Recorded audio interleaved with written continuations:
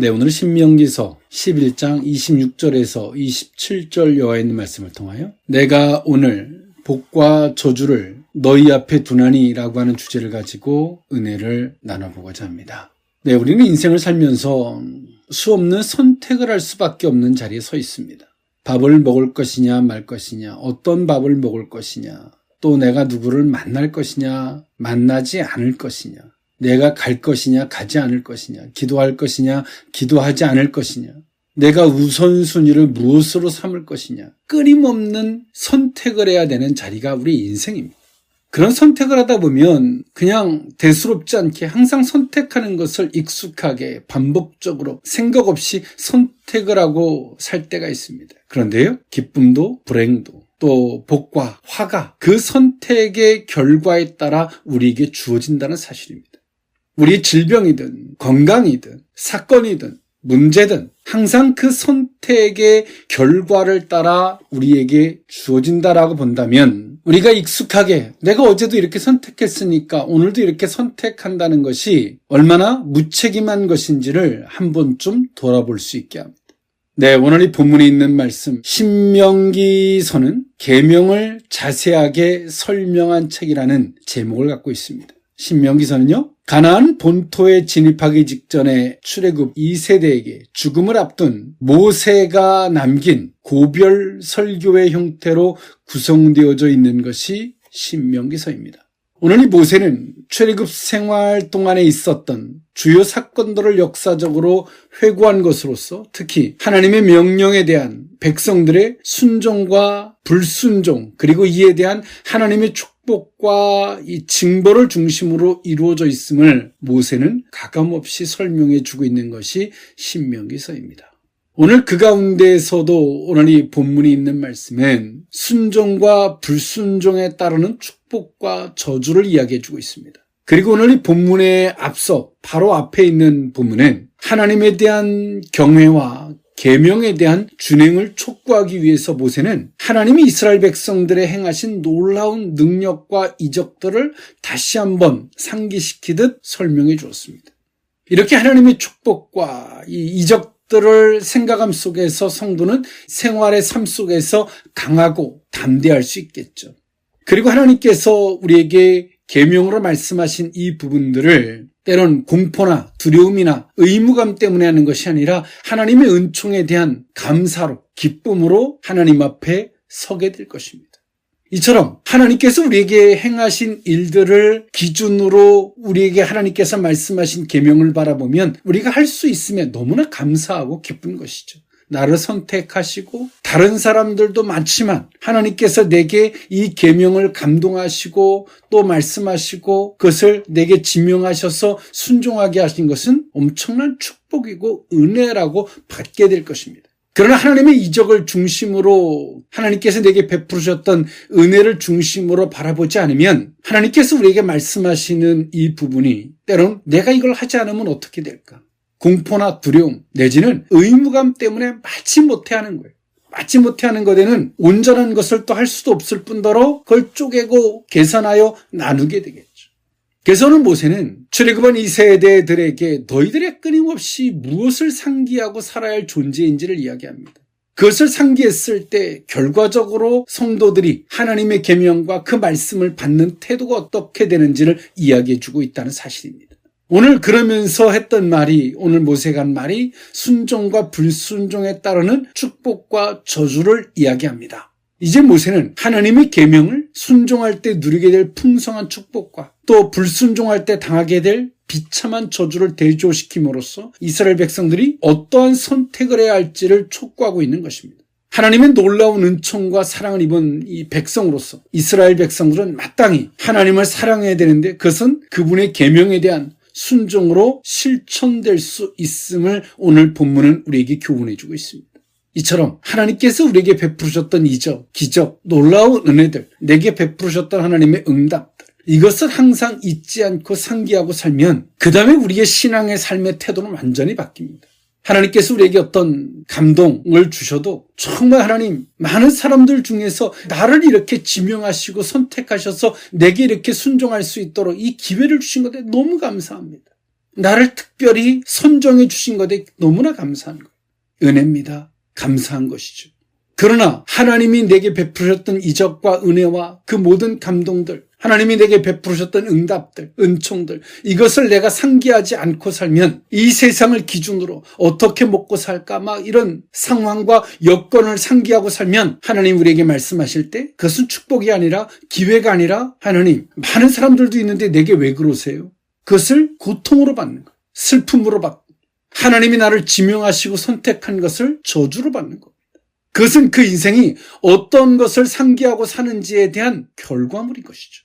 오늘 모세는 그러기 때문에 하나님께서 출애굽시켜서 1세대들이 겪었지만 2세대들은 다 경험하지 못한 이 모든 것들을 모세는 상기시킴으로 오늘 2세대들이 출애굽해서 가나안에 들어갔을 때 무엇을 상기하며 살아야 할 인생인지를 오늘 모세는 제시하고 있는 것입니다. 이것은 그들의 문제가 아니라 이 시대를 살아가는 오늘 우리들의 문제입니다.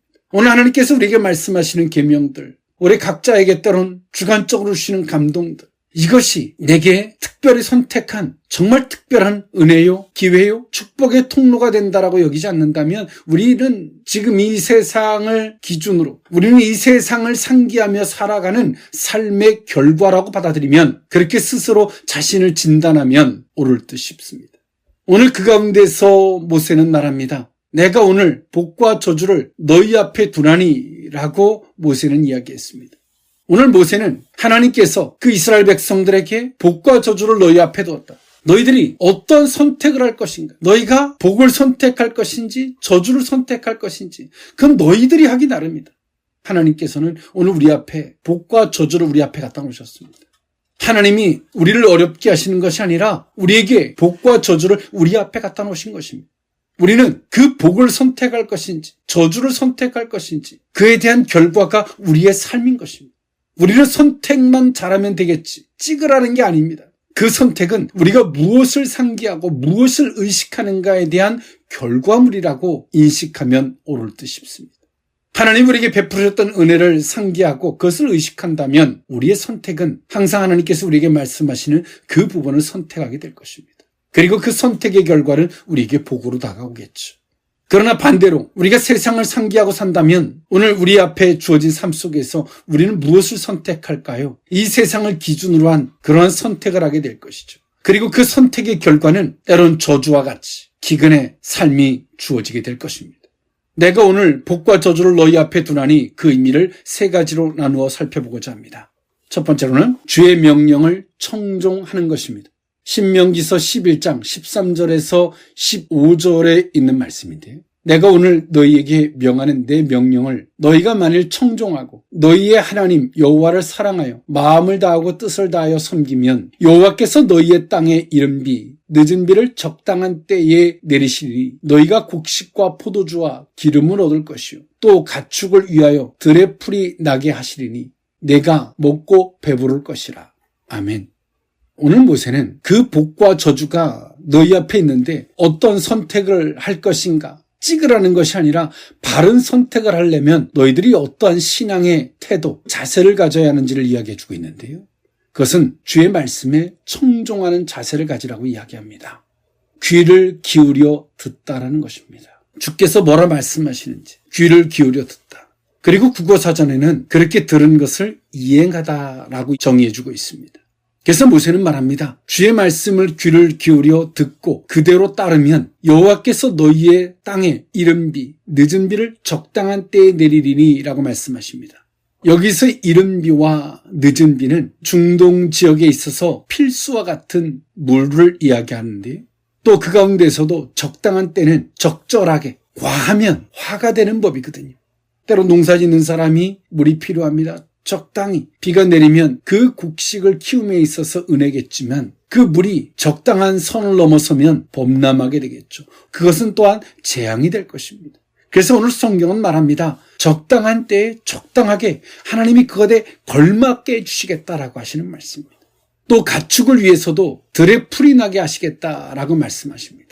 하나님의 은혜는 오늘 인생들에게 있어서 멀게 있는 것이 아니라 가장 가까이 피부적으로 저들의 삶에서 꼭 필요한 물이라는 요소, 그리고 그들이 농사를 짓고 무엇을 함에 있어서 그들이 가나안에 들어갔을 때를 전제로 이야기하고 있는 것이고요. 그들에게 있어서 농사를 짐에 있어서 가축을 돌보심에 있어서 가장 밀접하게 피부적으로 와닿을 만한 그 비유로 말씀하시는 겁니다.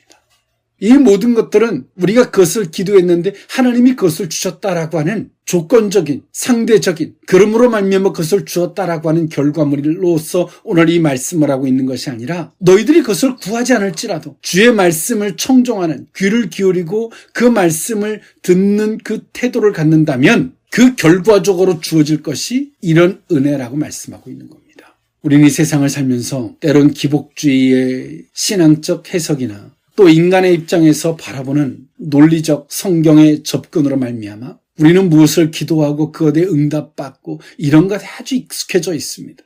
그리고 그 말들에 대해서 우리는 어떤 의구심이 없이 그 모든 말들을 바라봅니다. 그러나 성경은 말합니다. 이미 너희에게 구하지 않아도 이미 너희에게 있어야 할 줄을 이미 하나님 아버지께서는 이미 아신다라고 말씀하십니다.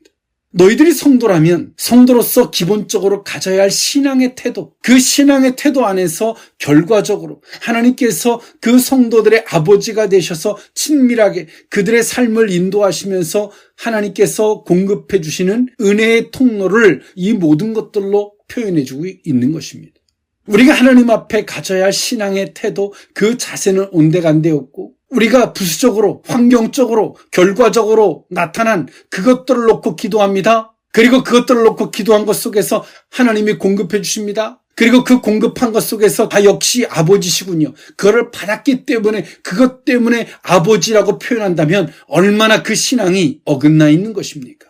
우리의 자식이 있습니다. 자식들이 무엇을 구합니다. 자식들이 구하면서 말합니다. 엄마가 내 아버지가 진짜 아버지인지 엄마인지 모르겠어요. 나를 사랑한지도 모르겠어요. 근데 자식이 뭔가를 구했는데 그거를 주니까 그것 때문에 이제 아버지인 줄 알겠습니다. 이제 나를 사랑하는 줄 알겠습니다. 라고 자식들이 여러분에게 이야기한다라고 생각해 보십시오. 그 자식의 정신 상태가 옳아 보이겠습니까? 감사합니다. 이제 내 어머니인지 내 아버지인 줄 알겠습니다. 이제 나를 사랑한 줄 알겠습니다. 라고 말하면 저 같으면 줬던 거 도로 뺏고 머리통을 한 대 줘박을 것 같습니다. 무엇이 신앙입니까? 인본주의적으로 바라보는, 기복주의로 바라보는 사람들이 성경을 접근한 그런 해석들, 그런 논리들에 너무나 익숙해서 본인이 뭘 잘못하고 있는지조차 모르죠. 오늘 모세는 말합니다. 너희들의 삶에 필요한 요소들은 우리 아버지께서 당연히 그 성도들에게, 자녀들에게 공급해 주시는, 그리고 하나님이 인도해 주시고 보호해 주시는 것 속에서 당연히 공급해 주시는 은혜라고 말씀하십니다. 그것 때문에 아버지라고 부르고 그것 때문에 주라고 부르고 그것 때문에 나를 사랑하냐 사랑하지 않냐라고 접근하는 것이 아니란 말입니다. 이미 그 자체가 신앙이 아닌 겁니다. 이미 그 자체가 인간적으로 접근한 때로는 어떤 설교들이나 그런 논리들에 자신의 영혼을 팔아먹은 사람들입니다. 오늘 모세는 말합니다. 주의 말씀에 청종해라. 우리가 주의 말씀에 왜 귀를 기울입니까? 나는 누구냐는 겁니다. 군인이 그 상관이 명령할 때 그 말에 귀를 기울이는 것은 군인의 본분입니다. 장사하는 사람이 손님들의 말에 귀를 기울이는 것은 장사하는 사람의 기본입니다. 지혜죠.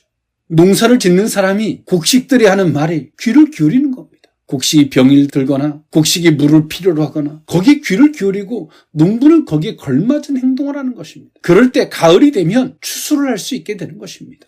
무엇이 귀를 기울이고 사십니까? 누가 나한테 뭐라 그러지는 않을까? 사람들의 말에 귀를 쭉 세우고 세상의 논리에는 귀를 기울이는데 주의 말씀에는 귀를 닫고 산다면 그것이 어찌 성도겠습니까?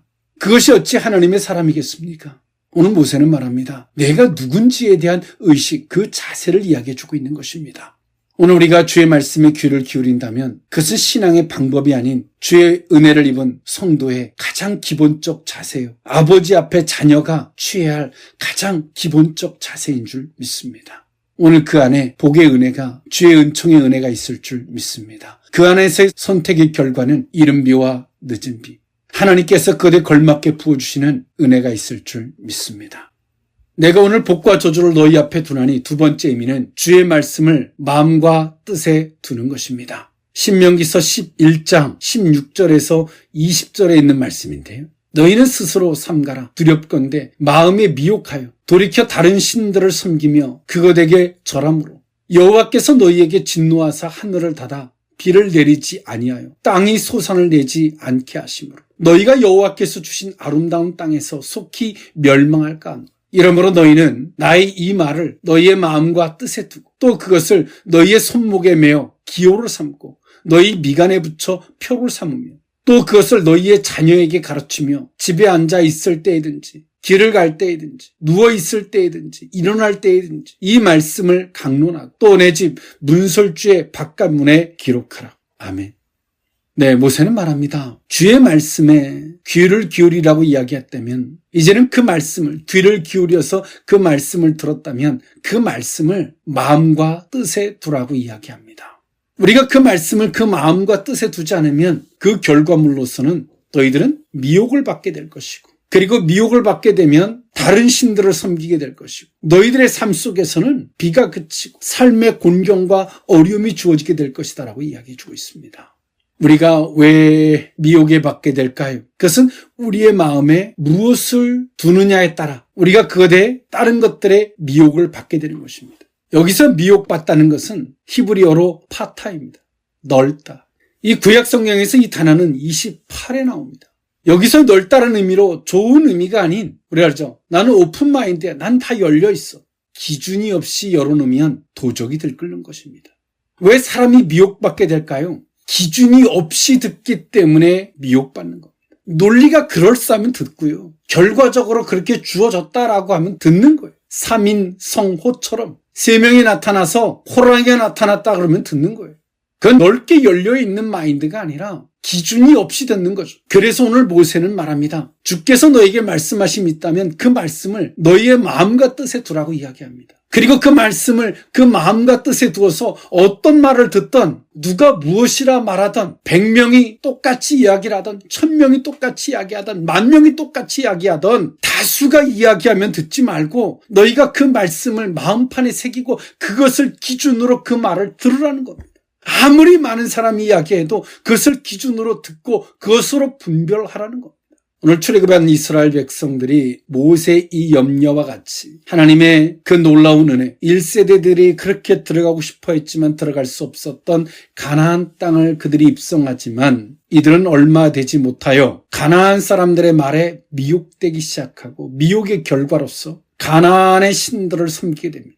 가나안의 신들을 섬기면서 더 이상 하나님과 상관이 없게 된 이들은 기근을 넘어 가나안 사람들을 점령하고 그들을 내쫓아야 할 사람들이 그들에게 지배당하고 그들에게 압제를 당하는 이 어처구니 없는 상황에 놓여지게 됩니다. 누가 미혹받고 싶어 미혹받나요? 주의 말씀을 그 마음과 뜻에 두지 않았기 때문에 그 마음에 그 말씀으로 그 기준으로 보지 않기 때문에 그것에 설득당하는 겁니다. 속는 거죠. 우리는 논리로 어떤 것을 선택하는 게 아닙니다. 성경은 논리적이지가 않습니다. 예수님은 성령으로 잉태하셔서 이 땅에 오셨습니다. 논리적으로 성립되지 않습니다. 하나님께서는 이스라엘 백성들을 출애굽을 시켜서 홍해 바다를 가르셨습니다. 논리적으로 성립되지 않습니다. 반석을 내리쳐서 물이 나오게 하셨습니다. 논리적으로 성립되지 않습니다. 아브라함이 100세에 자식을 낳습니다. 사라는 경수가 끊어져 있습니다. 논리적으로 성립되어 있지 않습니다. 그런데 오늘 우리는 논리적으로 성립되면 그 말을 받습니다. 그 사람들의 그 기준은 무엇일까요? 주의 말씀이 아니라 논리입니다. 논리가 그럴싸하면 그 말이 정당화가 되고 그 말을 받는 겁니다. 이 시대는 진통을 겪고 있습니다. 그 진통의 결과물은 무엇일까요? 정체성을 기준으로 삼는 것이 아니라 논리를 기준으로 삼은 이 시대. 언론에서 장난을 치고 많은 사람들이 장난을 쳐도 분별을 할 수가 없습니다. 왜냐하면 논리가 그럴싸하거든요. 이단도 논리가 있고요. 사이비도 논리가 있습니다. 하물며 북한도 논리가 있습니다. 성도의 삶의 그 기준은 논리가 아니라 주의 말씀입니다. 계명입니다. 근데 출애굽했던 이스라엘 백성들이 그 2세대들이 가나안에 입성했지만 이들의 기준, 즉 이들의 마음에 둔 것은 잘 되는 거예요. 주의 말씀을 마음에 두고 주의 말씀을 뜻에 두는 것이 아니라 이들의 마음은 잘 되는 거예요. 이들의 뜻은 목적에 있어요.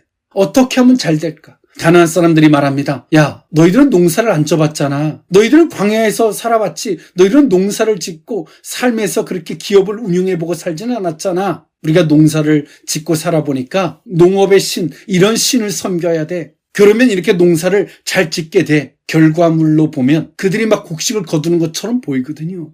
결과물로 그들이 뭔가 얻어지는 것처럼 보이거든요. 결과가 기준이 되어 있는 거예요. 목적이 기준이 되어 있는 거예요. 그러니까 이미 판단력이 상실되어지는 겁니다. 그러니까 미혹당하는 거예요. 이미 미혹당한다는 것은 주의 말씀을 기준에 두거나 주의 말씀을 그 뜻에 두지 않은 결과입니다. 어떻게 하면 농사를 잘 짓까? 어떻게 하면 잘 먹고 잘 살까? 어떻게 하면 내 목적한 바를 이루게 될까? 그것에 우리의 마음과 뜻을 두는 순간에 저들이 말하는 논리에 미혹되어지는 겁니다. 야, 세상에서는 이렇게 살아야지 존경받고 이렇게 사는 것이 마땅한 본분이 아니겠니? 이런 말에 설득당하는 거죠. 우리는 나는 설득당했어요. 내가 속았어요. 속은 것은 결과고요. 주의 말씀을 그 마음에 그 뜻에 두지 않은 결과입니다. 사람에게 인정받고 싶고 이 세상에서 잘 되고 싶고 이런 것들을 마음에 두는 순간에 논리적으로 그럴싸하고 다수의 사람들이 동의하고 결과적으로 드러난 것이 그런 것처럼 보이면 우리는 그것을 아무 가감 없이 진리처럼 우리의 마음판에 우리의 뜻에 받아들입니다. 그 결과는 뭘까요? 성도들에게는 저주입니다. 그래서 모세는 말합니다. 두렵다라고 이야기합니다. 너희는 스스로 삼가해라. 내가 두렵다. 너희들이 주의 말씀을 마음과 뜻에 두지 않으면 두렵건대 너희들이 돌이켜서 다른 신을 섬기게 되고 또 하나님께서 진노하사 하늘을 닫아서 비를 내리지 않게 될 텐데 하나님은 너하고 싸우는 존재가 될 수밖에 없다. 그러면서 말합니다. 신명기서 11장 17절에 여호와께서 너에게 진노하사 하늘을 닫아 비를 내리지 아니하며 땅이 소산을 내지 않게 하심으로 너희가 여호와께서 주신 아름다운 땅에서 속히 멸망할까 하므로 하나님이 주신 은혜가 있는데 더 이상 이들이 필요 없게 된 거예요. 속히 멸망한다. 하나님 앞에서 너희들이 필요 없어진 존재가 될 것이다. 이게 두렵다는 거예요. 모세는. 그래서 모세는 말합니다. 주의 말씀을 마음과 뜻에 두고 손목에 매어 기호를 삼고 너희 미간에 붙여서 표를 삼으며 더 나아가서 무엇을 해야 되냐면 너희의 자녀에게 가르칠 것을 이야기합니다. 누워있을 때나 일어날 때나 왜 그래요? 자녀에게 이것을 가르치지 않으면 가장 가까이 있는 사람에게 이것을 가르치지 않으면 그들을 통해서 내가 미혹받거든요. 하나님의 이 복이 저들에게 승계되지 않거든요. 자식이 잘 되기를 위해서 기도하지만 자식에게 이것을 가르치지는 않습니다. 이 양심에 화인 맞은 이 시대의 크리스천들입니다. 독이 든 음식인데 그걸 먹으면 죽어요. 이걸 먹지 말라고 가르치진 않고 자식이 복받기를 위해 기도합니다. 이걸 먹으니까 내가 죽더라. 이걸 가르쳐야죠. 마음과 뜻에 무엇을 두고 사십니까? 온통 마음에 자식의 문제거리, 뭐의 문제거리, 뜻은 오직 그렇게만 됐으면 좋겠고 그러니 완전히 미혹에 노출되어져서 사단이 시키는 대로 세상이 시키는 대로 놀아나는 거예요. 그러면서 우리 말합니다. 하나님, 내가 이것만 잘 되면 내가 이제 하나님부터 잘할게요. 세상 앞에서 당당하고 그 가나안을 거짓된 백성들을 몰아내야 되는데 그들한테 존속되어지고 그들한테 지배받는 인생이 되는 것입니다. 복과 저주는 하나님이 주시지만 이미 우리 앞에 있는 것입니다. 하나님께서. 우리는 끊임없이 그 저주를 선택하고 살아왔어요. 끊임없이 우리는 그릇된 선택들을 하면서 그 선택의 결과물로서 우리의 삶이 주어지고 있는데 끊임없이 우리는 그릇된 것을 선택하면서 우리는 하나님 앞에 복 달라고 은혜를 베풀어 주시라고 기도하고 있어요. 줄담배를 피면서 건강을 달라고 기도하고 있고요. 술에 만취하고 건강해지기를 위해서 기도합니다. 어떤 것이 옳은 것입니까? 무엇을 마음과 무엇을 뜻에 두고 살아가십니까? 하나님 앞에 눈을 감고 하나님 오른쪽으로 갈까요? 왼쪽으로 갈까요? 이렇게 기도하라고 시키는 사람들이나 그것을 그대로 따라하는 사람들이나 인격도 자유의지도 없는 그 신앙을 양심에 화인 맞은 자처럼 팔아버리게 만드는 그런 말들이 굉장히 설득력 있게 들리고 그 말을 따라하는 어리석은 이 시대의 크리스천들. 오른쪽으로 갈까요? 왼쪽으로 갈까요? 왜 자신의 영혼을 팔아버리고 로봇가 되지? 주의 말씀을 마음판에 그 뜻에 두면 우리의 선택은 명쾌해집니다. 우리가 마음판에 무엇을 품고 있고 무엇을 뜻에 두고 있는지는 생각하지 못한 채 오른쪽으로 갈지 왼쪽으로 갈지를 맨날 기도하고 있어요. 그것을 또 영적으로 대단한 신앙이라고 보죠. 누가 그렇게 가르쳤습니까? 성경에 어디 그렇게 이야기해주고 있습니까? 내가 기도해보니까 여기로 가라 그러더라 저기로 가라 그러더라. 우리가 기도하면 하나님은 소경한테 여기로 가라 저기로 가라고 가르치는 것이 아니라 너희의 마음에 무엇을 품고 있는지 너희의 뜻에 무엇을 품고 있는지를 말씀하십니다. 하나님, 제가 어떤 걸 선택해야 될지 어떻게 해야 될지를 묻는데 왜 이런 엉뚱한 얘기를 해주세요? 그것이 아니라 그 마음을 품고 그것을 뜻으로 품는 순간에 어떤 선택을 할 수 있을지 눈이 떠져요. 눈을 뜨려고 하지 않은 채 눈을 꼭 감고 더듬어서 하나님 오른쪽으로 갈까요? 왼쪽으로 갈까요? 그렇게 기도하면 신령해 보이죠. 그렇게 더듬어서 하나님이 오른쪽으로 가라 그래. 그게 신령해 보입니까? 하나님은 오늘 우리가 근본적으로 눈을 뜨길 원하십니다. 나면서부터 소경된 자가 주님 앞에 구걸을 합니다. 주님은 그 소경을 치유하시지 그에게 돈을 지켜주지 않습니다. 우리는 근본적인 문제를 해결하는 것은 우리의 마음에 주의 말씀을 두는 것이고 우리의 뜻에 주의 말씀을 두는 것입니다. 그게 근본적인 눈을 뜨는 거예요. 근본적으로 눈을 뜬 사람은 요거를 먹을지 저거를 먹을지 일일이 기도하지 않아요. 그건 당연한 거예요. 우리의 기도는 어떤 기도를 할까요? 그 뜻을 이루기 위해서 기도하고 또 하나님께서 그렇게 해주시길 위해 간구하며 본질적 기도를 하겠죠. 이것이 신앙입니다. 우리는 소경과 안진뱅이처럼 주님 앞에 한 푼 쥐어지기를 원합니다. 눈이 떠지기를 멀쩡한 다리가 돼서 걸을 생각은 하지 않습니다. 당장 문제만 해결되길 바라지 근본적으로 내 신앙이 무엇이 잘못됐고 우리의 마음에 주의 말씀을 두고 뜻을 두어야 되는데 우리의 마음에 무엇이 담겨있고 내 뜻이 무엇인지 아무 생각이 없어요. 그러면서 우리는 소경이 안진뱅이가 누군가가 돈을 지켜주면 응답해 주셔서 감사합니다라고 기도하고 있어요. 전능자의 자녀가 아니죠. 만왕의 왕의 자녀가 되기를 포기한 사람들입니다. 모세는 말합니다. 고별 설교의 형태로서 오늘 이 신명기서를 선포하고 있는 모세의 마음은 어떻겠습니까? 하나님께서 너희들에게 은혜를 주셨지만 속히 너희들이 거기서 멸망할까 두렵다라고 이야기합니다. 더 이상 하나님 너희한테 필요 없는 존재가 될까 두렵다. 주의 말씀에 귀를 기울이고 그 말씀을 마음과 뜻에 두어보지 않으시겠습니까? 우리의 선택은 복이 될 것입니다. 내가 오늘 복과 저주를 너희 앞에 두나니 마지막 세 번째 의미는 여호와를 사랑하고 의지하는 것입니다. 신명기서 11장 22절에서 25절에 있는 말씀인데요. 너희가 만일 내가 너희에게 명하는 이 모든 명령을 잘 지켜 행하여 너희의 하나님 여호와를 사랑하고 그의 모든 도를 행하여 그에게 의지하면 여호와께서 그 모든 나라 백성을 너희 앞에서 다 쫓아내실 것이라. 너희가 너희보다 강대한 나라들을 차지할 것인지 너희의 발바닥으로 밟는 곳은 다 너희의 소유가 되리니 너희의 경계는 곧 광야에서부터 레바논까지와 유브라데 강에서부터 서해까지라. 너희의 하나님 여호와께서 너희에게 말씀하신 대로 너희가 밟는 모든 땅 사람들에게 너희를 두려워하고 무서워하게 하시리니 너희를 능히 당할 사람이 없으리라. 아멘. 오늘 이스라엘 백성들은 한편에서는 가나안의 입성을 꿈꾸지만 하나님께서 이스라엘 백성들에게 명령하셨던 그 가나안을 온전히 점령하라고 하는 주의 미션이 있었습니다. 한편에서는 그 미션을 어떻게 이루어야 할지 엄청난 중압감 내지는 무거운 짐이 될 수 있었는데요.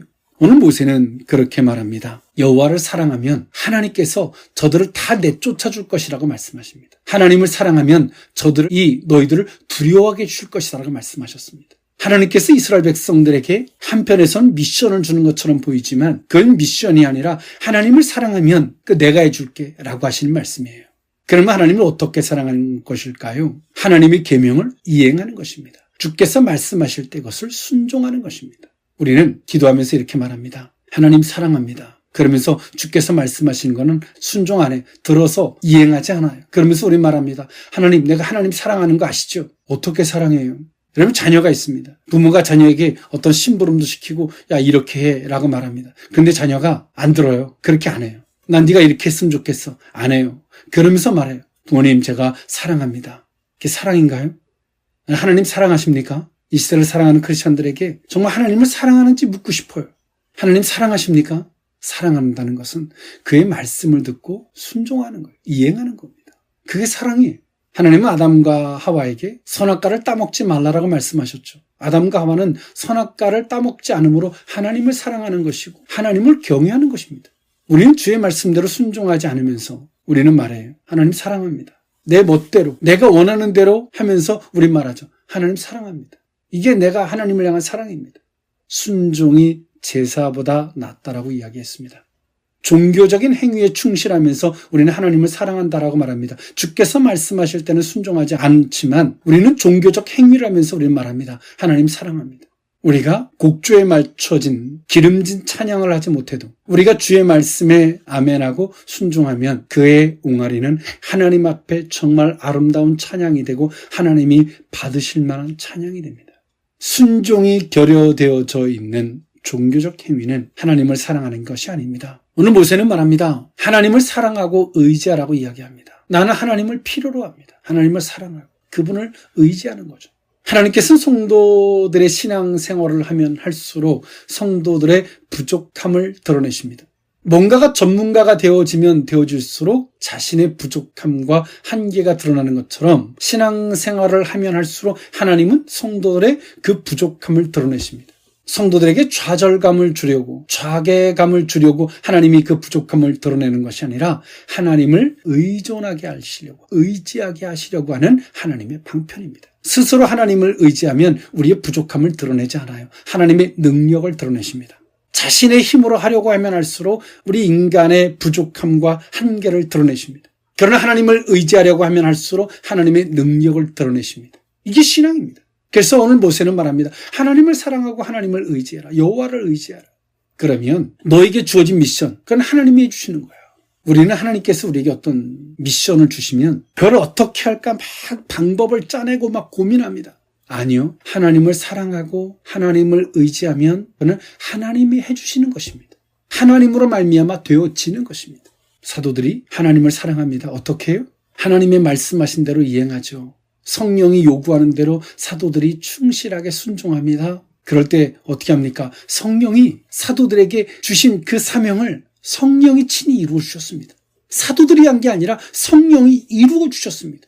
근데 우리는 하나님을 사랑하고 하나님을 의지하려고 하지 않습니다. 그러면서 항상 마음판에 항상 중압감을 갖고 살죠. 하나님이 내게 말씀하신 걸 어떻게 이룰까? 하나님이 이렇게 말씀하셨는데 이걸 내가 이루어야 되는데 이런 고민만, 중압감만 갖고 살아요. 그리고 중압감을 느끼고 살면서 스스로 착각하죠. 이 중압감 느끼는 것이 자기가 무슨 큰 일이라도 행한 것처럼 착각하고 살아갑니다. 아무것도 안 한 거예요. 중압감 느낀다고 뭘 한 게 아니라 아무것도 안 한 겁니다. 주님을 사랑하면 그 사랑하는 것을 표징은 주의 말씀대로 순종하는 것이죠. 그분을 의지할 때 오늘 성경에서 약속한 바와 같이 하나님이 친히 이루어 주시고 그 주변 사람들을 두렵게 하셔서 감히 주의 백성들을 대적하지 못하게 하시는 겁니다. 앞서 말씀드렸습니다. 우리가 하나님을 의지하게 하시려고 하나님은 우리의 연약함을 드러내십니다. 연약하다고 하나님 앞에 읊조리고 하나님 그러기 때문에 뭐 이렇게 설레발을 하라고 하나님 우리의 연약함을 드러내시는 게 아니라 하나님을 의지하게 하려고 우리의 연약함을 드러내십니다. 그리고 그 연약함을 가지고 핑계대라고 연약함을 드러내시는 게 아니에요. 하나님, 나는 이렇게 부족하니까 나는 안 돼요. 나는 못하겠어요. 하나님, 나는 여기까지입니다. 이렇게 하라고 우리의 연약함을 들춰내는 게 아니라 주를 의지하게 하려고 연약함을 드러내는 거예요. 그 연약함 속에서 우리가 주를 의지하려고 하면 할수록 하나님은 그때 이렇게 행동하십니다. 하나님의 능력과 기적과 하나님의 권능을 우리에게 드러내 보여주세요. 나타내 주십니다. 이게 신앙입니다. 하나님은 모세를 애굽으로 보내고 모세를 혼자 보내는 것 같지만 아닙니다. 모세가 하나님을 사랑하고 하나님을 의지하든 모세가 하나님의 말씀대로 순종하면 하나님이 친히 하시는 거예요. 우리는 중압감만 갖고 살지 하나님의 말씀대로 순종도 안 하고 그분을 의지하지도 않습니다. 그러면서 우리는 그 중압감을 느끼며 살아가면서 우리는 엄청나게 거룩한 것처럼 내가 뭔가라도 된 것 같이 내가 뭔가라도 하는 것 같은 착각 속에 살죠. 이미 그 자체가 저주에 지나지 않습니다. 말씀을 정리할까 합니다. 모세는 고별 설교의 형태로서 하나님의 계명을 주의 깊게 자세하게 다시 한번 설명하는 형태로서 신명기서를 기록했습니다. 그러면서 말합니다. 내가 오늘 복과 저주를 너희 앞에 두었다. 어떤 걸 선택할래? 모세는 말하고 있는 겁니다. 신앙생활은 어려운 것이 아닙니다. 주의 말씀에 내가 귀를 기울여 들으려고 하지 않을 때 이미 나는 세상에서 인정받으려고 그러고 세상에 기웃거리고 있기 때문에 기웃거리는 대상 앞에 귀를 기울이는 것입니다. 우리가 주의 말씀을 청종하지 않을 때 이미 우리는 세상에 기웃거리고 있는 겁니다. 주의 말씀에 귀를 기울이고 그 말씀이 우리 속에 들리면 그 다음에는 그 말씀을 보석이잖아요. 보석은 아무 데 두는 게 아니잖아요. 방바닥에 아무 데나 막 뒹굴게 현관 앞에 막 두는 게 아니잖아요. 귀한 것일수록 그 말씀을 우리의 마음과 뜻에 두고 모든 걸 바라보면 어떤 말들이 거짓인지 참인지 어떤 말을 들어야 되는지 안 들어야 되는지 미혹받지 않아요. 현혹되지도 않아요. 분간이 가요. 그러면서 우리의 삶은 그 다음에는 우리가 하나님을 사랑하는 삶을 사는 거예요. 주께서 말씀하실 때 비록 내 뜻하가 안 맞고 내가 잘 모를지라도 주께서 말씀하실 때 아멘. 넘실대는 바다에다 발을 내디딜 수 있는 거죠. 홍해 바다가 갈라지고 주의 말씀에 따라 반석을 내리칠 수 있는 겁니다. 그래서 주님을 사랑하는 거예요. 주님을 사랑하십니까? 내 이치하고 안 맞으면 내 계산하고 안 맞으면 순종이 안 되잖아요. 그러면서 우리 말하죠. 막 찬양해 막 더 악을 써가면서 막 사랑한다. 갈멜산에서 바알을 섬기는 제사장들이 자신들이 부르는 신이 응답을 하지 않으니까 나중에 어떻게 해요? 막 자신을 막 자해합니다. 칼로 자신의 몸을 자해하듯 막 피가 난자하듯 막 더 막 악을 써가면서, 하지만 사람이 만든 바알은 역사하지 않습니다. 우리가 머리로 가공한 하나님은 역사하지 않아요. 역사하지 않는 만큼 막 자해를 하고 막 금식을 하고 더 악을 써대면서 막 목 놓아 부르짖으면서 백날해 보십시오. 그게 하나님인지 성경이 어디 그런 하나님을 이야기해 주고 있습니까? 하나님을 사랑하고 주의 말씀에 아멘하며 우리의 연약함이 드러날 때, 또 내 힘으로 하려고 하는구나. 하나님을 의지할 때 하나님의 권능이 나타나고 그 권능을 의존하며 나아갈 때 하나님께서 우리에게 주셨던 미션들을 하나님이 친히 이루시는 그 역사를 보게 될 줄 믿습니다. 기도합니다. 사랑의 하나님, 복과 저주가 우리 앞에 있는 줄 압니다. 우리는 끊임없는 저주를 선택하면서 하나님을 원망하고 하나님 앞에 불평하며 아직까지 때가 되지 않은 것 같은 착각 속에 살아가는 우리들의 어리석음을 용서해 주시옵소서. 주의 말씀에 귀를 기울이게 하시고 들었던 말씀을 마음판에 뜻에 두게 하시며 여호와를 사랑하듯 주께서 말씀하실 때 아멘하고 순종의 삶에 그 자리에 서게 하시고 주를 의지할 때 주의 권능과 기적이 동행하는 성도들의 삶의 자리에 서게 하여 주옵소서. 축복하고 예수님 이름으로 기도합나이다. 아멘.